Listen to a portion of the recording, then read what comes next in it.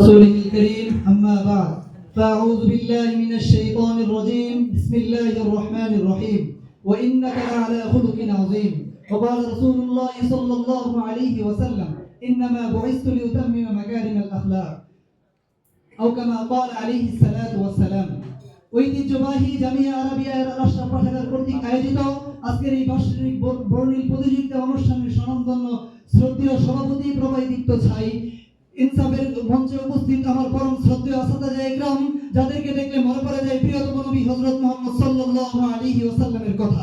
ইনসাফের কলম হাতে জ্ঞানের দীপ্ত আলো, নিষ্ঠার মাইলফলক বিদগ্ধ বিচারক মণ্ডলী, বিচক্ষণ উপস্থাপকগণ, বাণীর বাহক শৈলীর উচ্চতা ছুঁয়েছে তাদের কণ্ঠে, জ্ঞানের দ্বারা ছুঁয়েছে সুজার মন। বাংলার প্রত্যন্ত অঞ্চল থেকে আগত বিদ্যান্বেষী পুষ্পবনে আজকে আমার নির্ধারিত আলোচ্য বিষয় হযরত মুহাম্মদ সাল্লাল্লাহু আলাইহি ওয়াসাল্লামের আদর্শে চরিত্রবান যুবক। সময়ের সংক্ষিপ্ত পরিসরে কিঞ্চিত আলোকপাত করার প্রয়াস চালাবো ইনশাআল্লাহ তাআলা। মুহতারাম হাজিরিন, আজ যখন পতন আর ক্ষয়ের ভয়াল অতরে লীন হতে চলেছি, তখন রুগ্ন পৃথিবীকে সুস্থ করে তোলার জন্য সর্বাগ্রে প্রয়োজন সমাজের যুব সম্প্রদায়কে সবল ও সুস্থ করে তোলা, যার উত্তম মডেল ও নমুনা হলো হযরত মুহাম্মদ সাল্লাল্লাহু আলাইহি ওয়াসাল্লামের বিনয় জীবন আদর্শ। বর্তমান রসন্ত বিশ্বকে শান্ত করতে হযরতের আদর্শ নিদর্শনাবলী পালন করা আমাদের একান্ত আবশ্যক। মুসনাদে আহমদের 25,813 নম্বর হাদিসে আয়েশা রাদিয়াল্লাহু তাআলা আনহাকে জিজ্ঞাসা করা হয়েছে রাসূলুল্লাহ সাল্লাল্লাহু আলাইহি ওয়াসাল্লামের চরিত্র মাধুরী সম্পর্কে। তিনি বলেছেন, কানা খুলুকুল কুরআন, পবিত্র কুরআনই রাসূলুল্লাহ সাল্লাল্লাহু আলাইহি ওয়াসাল্লামের আদর্শ। মহান আল্লাহ রাব্বুল আলামিন রাসূলুল্লাহ সাল্লাল্লাহু আলাইহি ওয়াসাল্লামের অনুপম চরিত্র সম্পর্কে সূরা কলমের 4 নম্বর আয়াতে ঘোষণা করেছেন, ওয়া ইন্নাকা লাআলা খুলুকিন আযীম, অতি সুমহান চরিত্রে তুমি রয়েছে অধিষ্ঠিত। মুসনাদে আহমদের 8939 নম্বর হাদিসে আবু হুরায়রা রাদিয়াল্লাহু তাআলা আনহু থেকে বর্ণিত রাসূলুল্লাহ সাল্লাল্লাহু আলাইহি ওয়াসাল্লাম বলেছেন, ইন্নামা বুইসতু লিউতাম্মিমা মাকারিমাল আখলাক, আমি তো প্রেরিত হয়েছি উত্তম চরিত্র পূর্ণতা বিধানের জন্য। বুখারী শরীফের 3559 নম্বর হাদিসে রাসূলুল্লাহ সাল্লাল্লাহু আলাইহি ওয়াসাল্লাম ঘোষণা করেছেন, ইন্না মিন খিয়ারিকুম আহসানাকুম খুলুকান, তোমাদের মধ্যে যারা চরিত্রে সবচেয়ে ভালো তারাই সবচেয়ে ভালো মানুষ। When money is lost, nothing is lost. When health is lost, something is lost. When character is lost, everything is lost.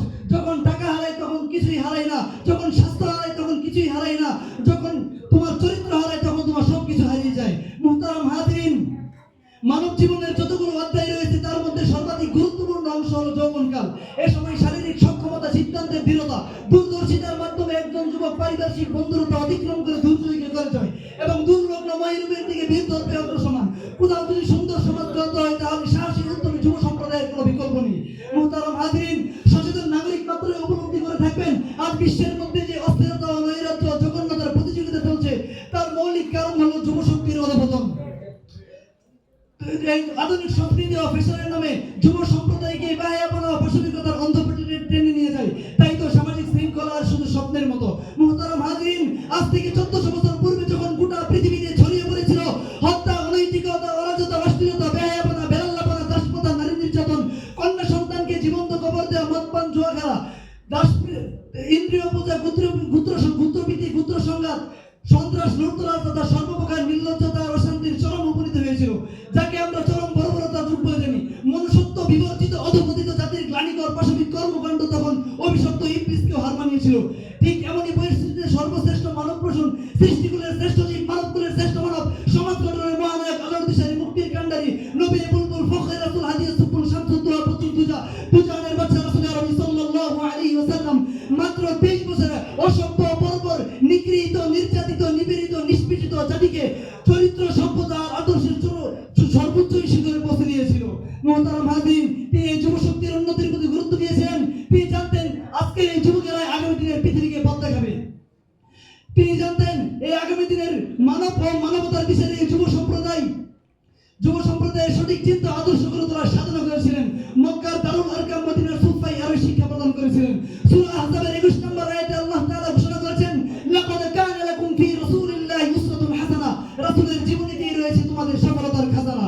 সহিহ তারগীবের 2467 নম্বর হাদিস আলী রাদিয়াল্লাহু তাআলা আনহু বর্ণনা করেছেন, সিলমান কতআকা ওয়াফু আম্মান যালামাকা ওয়াহসিন ইলা মান নাসা ইলাইক, যে তোমার সাথে সম্পর্ক ছিন্ন করে তুমি তার সাথে সম্পর্ক স্থাপন করো, যে তোমার সাথে জুলুম করে তুমি তাকে মাফ করে দাও, যে তোমার সাথে খারাপ ব্যবহার করে তুমি তার সাথে ভালো ব্যবহার করো। শামাইল তিরমিজি 350 নম্বর হাদিস আয়েশা রাদিয়াল্লাহু তাআলা আনহা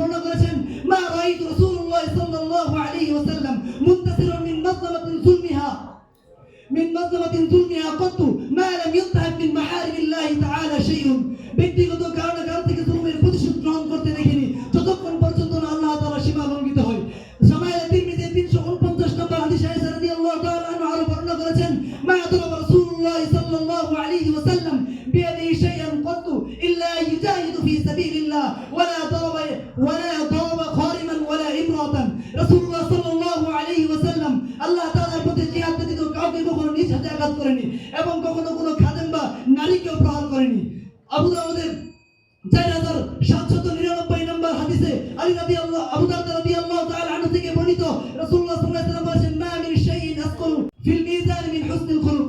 কিয়ামতের দিন আমাদের পাল্লায় সবচেয়ে যে জিনিসটা ভারী হবে তা হচ্ছে উত্তম চরিত্র।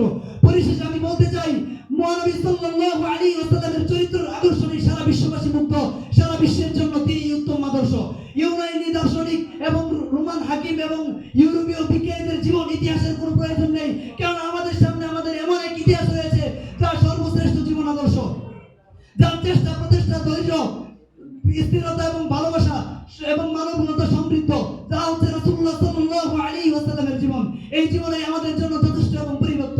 ওয়াজআলনা লিহাদিহি ওয়া হাদিহি মুত্তাবিঈন ওয়ানফা'না বিমুহাব্বাতিহি ওয়া মুহাব্বাতিহিম আজমাঈন। নাসরুম মিনাল্লাহি ওয়া ফাতহুন করিব ওয়া বাশশিরিল মুমিনিন।